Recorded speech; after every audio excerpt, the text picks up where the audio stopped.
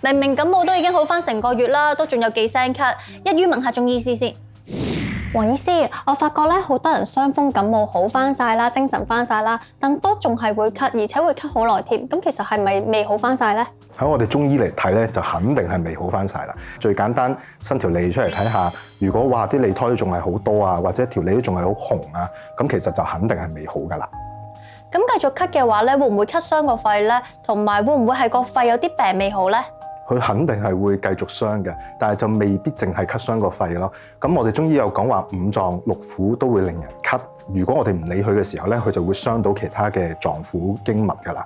咁一般嚟講咧，我哋咳咗好耐啦，咁佢哋咧會覺得好乾啊，或者喉嚨有啲嘢頂住啊。咁呢啲係一般我哋再用翻一啲治肺嘅方法係冇用嘅。咁我哋可能就要轉個方法，譬如同佢導痰啊，清下腸胃啊，去臟腑啊，或者食翻啲滋養啲嘅嘢去咁樣去養翻佢咯。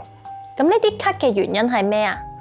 通常都係體質問題，同埋佢嘅一啲既往史，即係意思係佢係有幾多病啊，身體有冇一啲慢性炎症啊？咁呢個我哋喺新冠嘅時候，大家都好有體驗㗎啦。點解有啲人中咗又冇乜事，有啲人中咗又好辛苦？其實好多時我哋話進入一個病毒年代啊，即係啲病毒咧，佢唔係直接整傷你個人，而係佢會令到你自己嘅身體打自己，咁就會好麻煩啦。咁可以點樣治療呢啲問題啊？咁一般我哋如果按個肺嚟治療都改善唔到嘅話咧，咁我哋就要考慮其他臟腑咯。咁最常見就係個腎啦。咁我哋中醫講咧叫做肺主氣司呼吸，但係腎又係主納氣嘅，即係意思係話咧，我哋吸氣咧佢藏唔到入個身體嗰度，佢就會出呢個問題。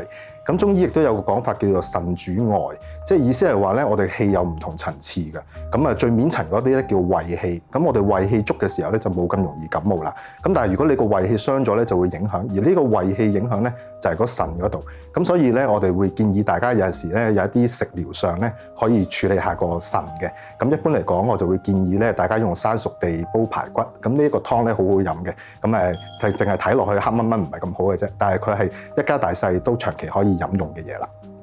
咁如果唔想煲湯嘅話咧，仲有冇其他建議啊？咁我哋可以用蒸煮嘅方式咧，用呢個洋葱去蒸煮蘋果或者梨啦。咁一般要睇下你哋嘅症狀。咁如果你覺得去廁所冇咁順咧，咁用蘋果會好啲嘅。咁如果你係單純覺得個喉嚨比較乾咧，咁用梨就會好啲啦。